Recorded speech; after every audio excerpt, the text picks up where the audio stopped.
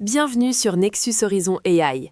Aujourd'hui, on ne va pas parler de chatbots sympas ou de génération d'images artistiques. On va parler de ce qui empêche les généraux de l'ONU de dormir la nuit. Je suis Sarah, et avec Thomas, notre expert en géopolitique et technologie militaire, on plonge dans le scénario le plus sombre de la prochaine décennie. Salut Thomas. Salut Sarah. Et sombre, c'est un euphémisme. On parle ici de la fin de la guerre telle qu'on la connaît depuis des millénaires. On parle du moment précis où l'humain sort de la boucle de décision létale. On attaque tout de suite avec une image. Thomas, je veux que tu nous mettes en situation. Oublions les chars d'assaut, oublions les missiles intercontinentaux. Dis-nous à quoi ressemble le champ de bataille de demain. Ou plutôt, le champ de bataille de tout de suite. D'accord. Ferme les yeux une seconde. Imagine que tu es dans une grande ville européenne ou américaine. C'est un mardi matin, il fait beau, les gens vont au travail. Tu es à la terrasse d'un café. Soudain, tu entends un bruit. Pas un avion de chasse, pas une explosion, juste un bourdonnement. Comme une ruche géante, mais grave, mécanique, vibrant. Tu lèves les yeux. À l'horizon, au-dessus des toits, tu vois un nuage noir. Comme une nuée d'oiseaux? Des étourneaux? C'est ce que tu crois au début. Ça bouge de manière fluide, ça ondule. Mais ça approche à une vitesse folle, plus de 150 km/h. Et là, tu réalises que ce ne sont pas des oiseaux. Ce sont des milliers de drones. Pas des gros drones militaires comme les Reapers, non, des quadricoptères de la taille de ta main, des Slaughterbots. Ils sont chargés avec 3 grammes d'explosifs à charge creuse, suffisant pour percer un crâne. Et le plus terrifiant, Sarah, c'est qu'ils ne tirent pas au hasard. C'est là que ça devient cauchemardesque. Ils cherchent quoi? Des soldats? Des uniformes? Non, ils ont ta photo, ils ont ton profil biométrique, ils ont scanné tes réseaux sociaux. Le nuage se disperse dans les rues, s'engouffre par les fenêtres ouvertes, descend dans les bouches de métro. Chaque petit drone est autonome. Il scanne les visages en temps réel. Pas lui, pas elle, pas lui. Ah, cible identifiée. Il plonge, il accélère, il impacte le front de la cible. Boum, c'est chirurgical. C'est une exécution de masse, mais personnalisée. Et il n'y a personne avec une manette derrière. C'est ça le scénario. C'est absolument glaçant. On dirait un épisode de Black Mirror. Mais tu me dis que la technologie pour faire ça existe aujourd'hui? Je veux dire, on a vu des drones en Ukraine, on a vu des drones en Arménie. Mais à cette échelle, en essaim? C'est exactement le mot-clé, l'essaim, le swarm. C'est le saut technologique majeur. Jusqu'à présent, un drone égalait un pilote, ou au moins un opérateur qui surveillait. Là, on parle d'intelligence distribuée. C'est du biomimétisme pur. Regarde comment fonctionnent les fourmis ou les bancs de poissons. Il n'y a pas un général poisson qui dit aux autres de tourner à gauche. Chaque individu réagit à son voisin immédiat.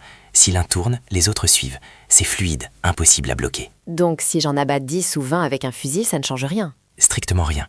C'est ça la résilience de l'essaim. Si tu envoies 1000 drones et que la défense antiaérienne en descend 300, ce qui est déjà énorme, les 700 restants se réconfigurent instantanément.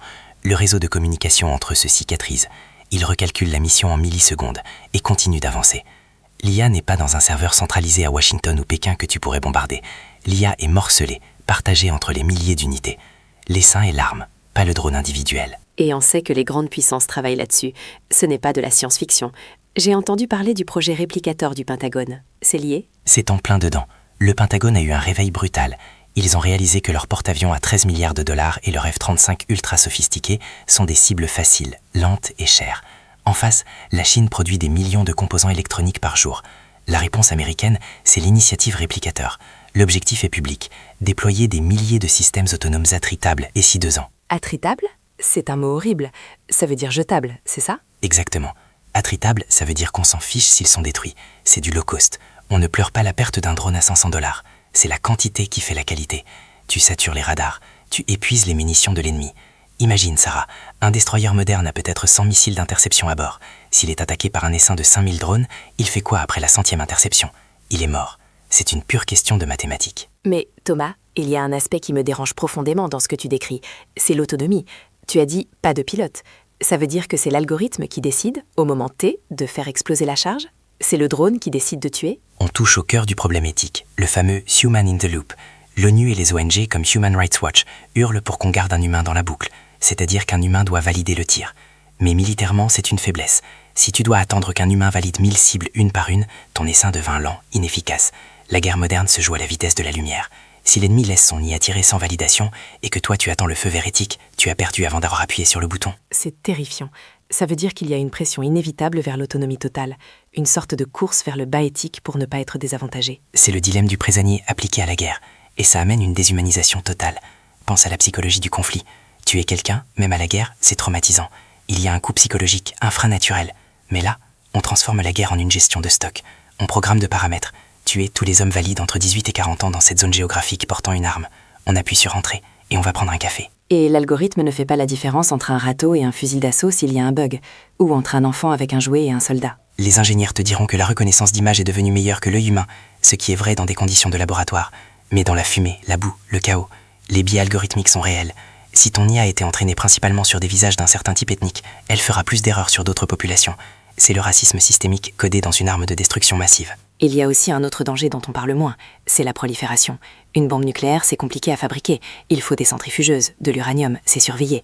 Mais des drones ? C'est le point le plus critique pour la sécurité intérieure, tu as tout compris. Pour faire une bombe atomique, il faut l'infrastructure d'un État. Pour faire un essaim de drone tueur, il faut quoi ? Des processeurs graphiques qu'on trouve dans le commerce, des drones de loisirs modifiés, un peu d'impression 3D et le code. Le code Sarah, c'est de l'information. Ça se vole, ça se copie, ça se met sur une clé USB. Donc demain, un groupe terroriste, ou même un individu isolé très doué et très en colère, pourrait lancer sa propre armée de l'air ? Absolument. Imagine un cartel de drogue qui décide d'éliminer la police d'une ville, ou un groupe extrémiste politique qui cible une manifestation adverse. Ils n'ont pas besoin de kamikazes, ils n'ont pas besoin de former des gens. Ils lancent le programme. Et le pire, c'est l'anonymat. Si un missile Tomahawk tombe sur une ville, on sait qu'il vient d'un navire américain. Si un essaim de drone en plastique fondu attaque une place publique, comment tu prouves qu'il n'y a que des l'attaque ? C'est l'arme parfaite pour la guerre hybride, le terrorisme et l'assassinat politique. Ça abaisse le seuil de déclenchement de la guerre de manière drastique. Si un pays peut attaquer sans risquer la vie de ses propres soldats, sans sacs mortuaires qui reviennent au pays et qui passent au journal de 20 heures, la tentation d'intervenir est beaucoup plus forte. C'est la guerre à coût zéro pour l'attaquant. Politiquement, c'est très vendable. On a neutralisé la menace sans perdre un seul homme. Le public applaudit. Mais de l'autre côté, c'est un massacre. Et ça crée une asymétrie insupportable qui ne peut mener qu'à une escalade. Si tu m'attaques avec des robots, je ne vais pas envoyer mes soldats se faire découper. Je vais répondre avec des robots, ou pire, avec des armes chimiques ou nucléaires pour griller l'électronique de tes essaims. On arrive à la fin de cet épisode, Thomas, et honnêtement, j'ai l'estomac noué. La question qui tue, sans jeu de mots, est-ce qu'on peut encore arrêter ça ? Il y a des conventions de Genève, des traités. Est-ce qu'on peut interdire les SLA, ces systèmes d'armes létaux autonomes ? J'aimerais te dire oui. J'aimerais te dire que la raison va l'emporter. Il y a une campagne massive, Stop Killer Robots, soutenue par des milliers de scientifiques, dont des grands noms de l'IA. Ils demandent une interdiction préventive, comme on l'a fait pour les armes biologiques ou les mines antipersonnelles. Mais je sens un gros mais arriver. Mais la boîte de Pandore est déjà entrouverte. La technologie existe, elle est civile avant d'être militaire. La reconnaissance faciale de ton iPhone, c'est la même brique technologique que celle du drone tueur. Les algorithmes de vol autonome des drones de livraison Amazon, c'est la même base. On ne peut pas désinventer l'IA. Et géopolitiquement, la méfiance est totale. Les États-Unis ne signeront pas si la Chine ne signe pas. La Chine ne signera pas si la Russie ne signe pas. Et la Russie, la Russie utilise déjà des munitions rodeuses en Ukraine qui flirtent avec l'autonomie. Donc on se dirige vers une régulation molle ? Probablement. On aura des textes qui diront « il faut un contrôle humain significatif », mais chaque pays interprétera significatif à sa façon. Pour certains, ce sera valider chaque tir. Pour d'autres, ce sera juste valider la zone de vol et les horaires, et laisser la machine faire le ménage à l'intérieur. C'est une perspective qui change tout. On passe d'une ère où la guerre était une confrontation de volontés humaines à une ère où c'est une exécution algorithmique. C'est l'industrialisation ultime de la mort. Et le plus grand risque, au final, ce n'est même pas la méchanceté humaine, c'est le bug. C'est l'erreur de code qui fait qu'un essaim défense interprète un vol commercial ou une foule en panique comme une menace imminente. Et une fois que l'essaim a décidé d'attaquer Sarah, on ne peut pas le rappeler. On ne négocie pas avec un essaim, on ne lui demande pas pitié. Il exécute son code jusqu'à ce que sa batterie soit vide ou que sa cible soit détruite. Merci Thomas pour cette analyse, aussi brillante qu'inquiétante. C'est un sujet qu'on va devoir suivre de très près sur Nexus Horizon AI. Malheureusement, je crois qu'on n'a pas fini d'en parler. C'était Nexus Horizon AI. Si cet épisode vous a fait réfléchir, partagez-le.